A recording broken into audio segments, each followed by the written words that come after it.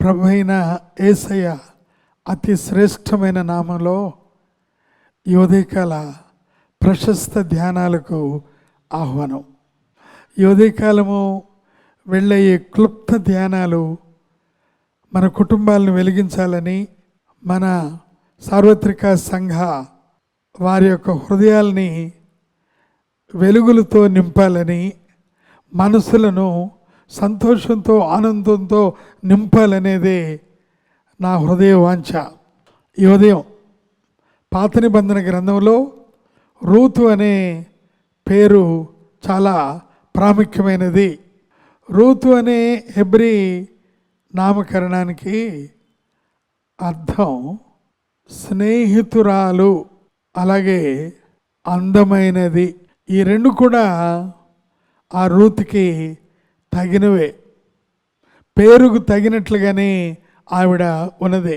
Ruth గ్రంథంలో ఎలిమెలకు, Naomi వారిద్దరు బిడ్డల్ని కెహులోను మల్యోను తీసుకొని వారు మోయాబుకి వెళ్ళి వారి తండ్రి ఇద్దరు కుమారులు చనిపోగా మరలా తిరిగి వస్తూ ఉంటుంటే ఓర్ఫా మాత్రం ముద్దిచ్చి అక్కడ ఆగిపోయింది. రూతు మాత్రం ఏమాత్రము నేను ఆగను అని ఒక ప్రశస్తమైన వాగ్దాన ప్రవచనముతో కూడిన ఒక స్టేట్మెంట్ ఇచ్చింది.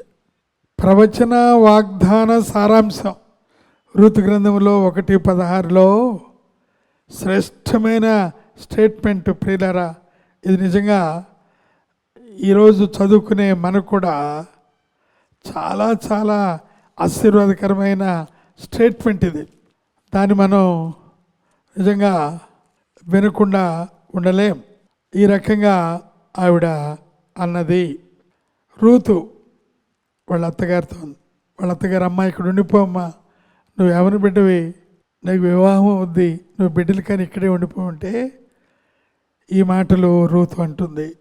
రూతు గ్రంథం 1:16 అందుకు రూతు, నా వెంబడి రావద్దనియు నన్ను విడిచి పెట్టుమనియు నన్ను బ్రతిమాల కొనవద్దు. నీవు వెళ్ళు చోటికే నేను వచ్చేదను, నీవు నివసించు చోటనే నేను నివసించేదను. నీ జనమే నా జనము, నీ దేవుడే నా దేవుడు. ఎంత శ్రేష్టమైన మాటలు. రూతు ఒక ఆదర్శకరమైన తల్లిగా ఆవిడ క్రియాశీలకంగా ఆవిడ జీవితం మార్చబడింది. అయితే నన్ను విడిచిపెట్టమని దయతో నన్ను అనవద్దు అత్తయ్య, నీవు వెళ్ళు చోటుకే నేను వచ్చేదను. మోయాబు విడిచి బెత్లెహేము ఇశ్రాయేల్ వెళ్తుందని తెలుసు, నేను అక్కడికే వస్తాను అత్తయ్య అనగా ఈ మాటలు తనకు తాను చెప్పినవి కావు. ఇవి పరిశుద్ధాత్మ దేవుని ద్వారా ప్రభావితమై రూతు ద్వారా అక్కడ మాట్లాడబడిన మాటలు. నీవు అక్కడ బెత్లెహేము వెళుతున్నావు, బెత్లెహేము అనగా రొట్టెల ఇల్లు, బెత్లెహేము అనగా అక్కడ మరి ప్రపంచానికి నడిబొడ్డు, బెత్లెహేము అనగా ప్రభువైన యేసుక్రీస్తు జన్మించిన స్థలం, బెత్లెహేము అనగా లోకానికే ఆయన మరి జీవపు ఊట, జీవపు రొట్టె. ఆయన రొట్టెగా ఆయన కరిగిపోయి ఆయన సంపూర్తిగా ఆయన శ్రమ పొంది మానవాళికి రక్షణ తీసుకొచ్చారు. ప్రవచనాత్మకమైన మాటలు తను మాట్లాడగలిగిందంటే, యవనస్తురాలు, అందమైన స్త్రీ, అమ్మాయిని ఉండి వివాహం చేసుకోమంటే ఎవరు, ఏ యవనస్తులు ఉండరు. కానీ తన నోటి నుండి ప్రవచన వాక్యాలు వచ్చినాయి. నువ్వు బెత్లెహేము వెళ్తున్నావు, నేను బెత్లెహేముకే వస్తాను. నీవు ఎక్కడైతే నివసిస్తావో నేను అక్కడే నివసిస్తాను. ఎంత ఆదర్శకరమైన మాటలండి. బెత్లెహేము, యెరూషలేము అవి దేవుని పట్టణాలు, అవి దేవుని పురాలు. తాను శరీర సంబంధంగా మాట్లాడటం లేదు, ఆత్మ సంబంధంగా మాట్లాడుతూ ఉన్నది. నేను అక్కడే ఉంటాను, నేను దేవునితో సఖ్యంగా ఉంటాను. అత్తయ్య, మీ మాటలు నాకు నచ్చినాయి, మీ ప్రవచనాలు నాకు కావాలి అని తాను మాట్లాడుతూ ఉన్నది. అత్త కోడల అనుబంధం చూడాలి అని అంటే నయోమి రూతులోనే మనం చూడగలం. తర్వాత ఏమంది తెలుసండి, నీ జనమే నా జనము. ఇది ఒక ఉత్కృష్టమైన బైబిల్ వేదాంత సారాంశం. మేము మోయాబీయులము అత్తయ్య, మీరు యూదులు, కానీ మోయాబీయులు అయిన మేము శపించబడిన వారము, రక్షకుని జనాంగం మీరు. కాబట్టి నీ జనమే నా జనం. శాపగ్రస్తమైన ఈ జనాంగం నాకొద్దు, ఆశీర్వదించబడిన జనాంగం నాకు కావాలి. మీ జనాంగం ఆశీర్వదించబడింది, యోధుల నుండే రక్షణ వచ్చింది.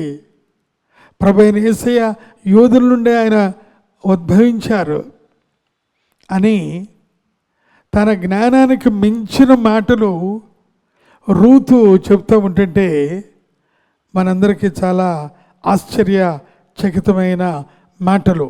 ప్రియులారా, ఇంకా ఆ చెప్పే మాటలు మనం విందాం. నీవు మృతి పొందు చోటనే నేను మృతి పొందెదను, అక్కడనే పాతి పెట్టబడేదను.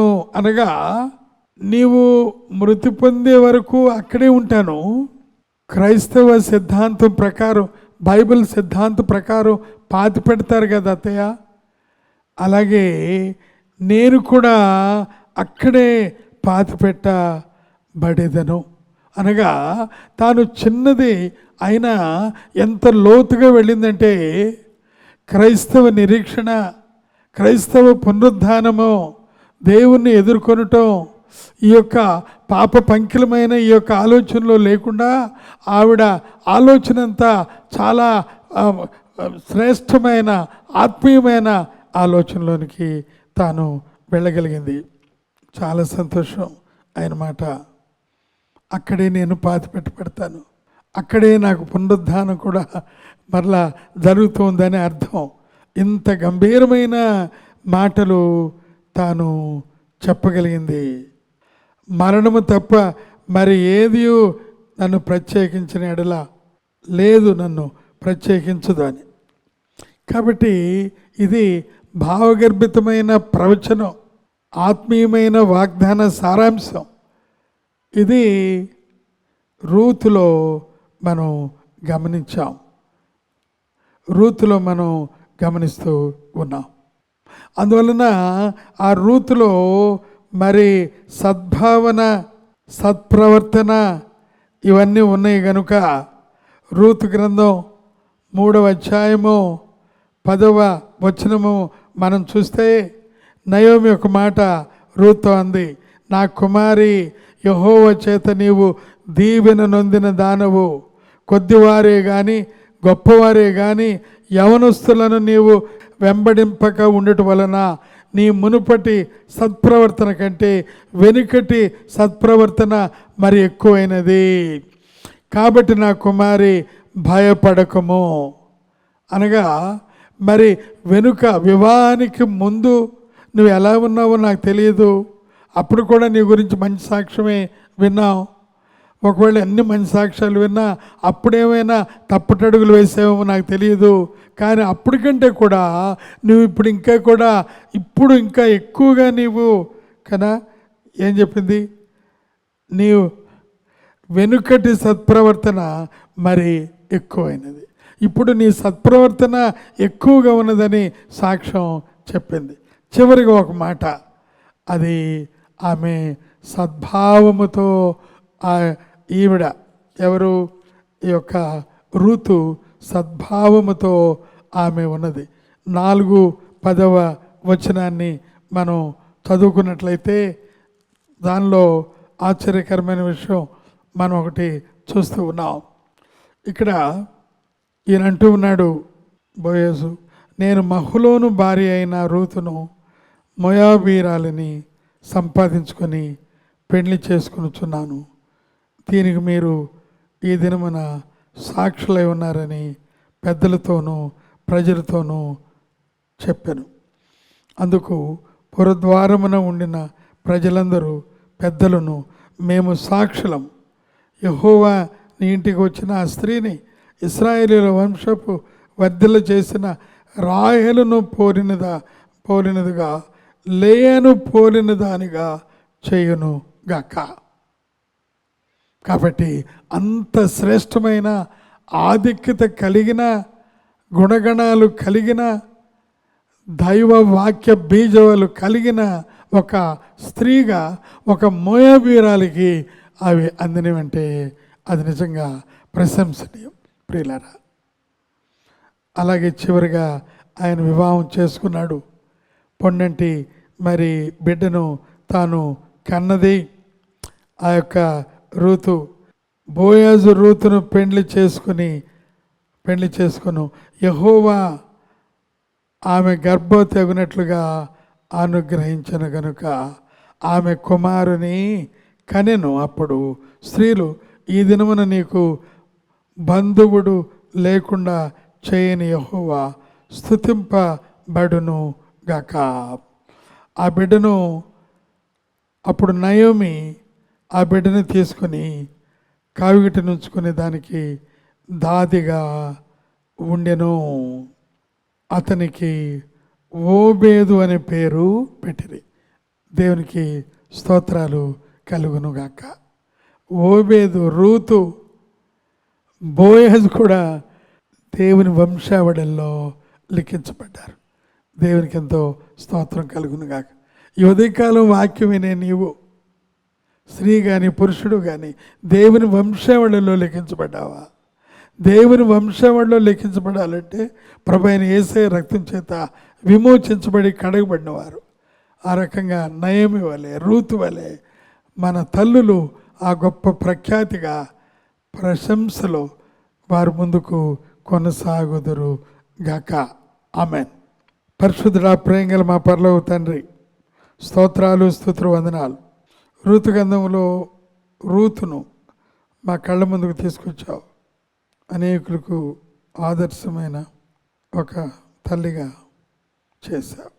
ఆ రకంగా మా సంఘంలో ఉన్న స్త్రీలు, సార్వత్రికలో సంఘంలో ఉన్న తల్లులు కుటుంబాలని ఉజ్జీవింపచేసేవారుగా, భర్తల్ని నడిపించేవారుగా, క్రీస్తులోకి నడిపించేవారుగా, సమాజంలో గొప్ప సాక్షి కలిగిన వారంగా చేయమని యేసయ్య పరిశుద్ధ నామంలో అడిగి ఉన్నామా తండ్రి.